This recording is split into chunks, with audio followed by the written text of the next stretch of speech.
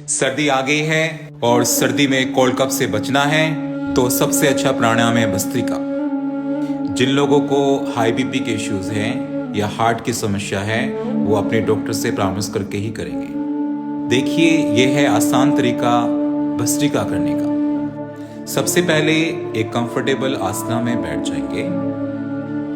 अब यहाँ पर श्वास को फोर्स के साथ भरेंगे और फोर्स के साथ श्वास को बाहर फेंकेंगे। यहाँ पर श्वास का भरना भी एक्टिव है और श्वास का बाहर फेंकना भी एक्टिव है।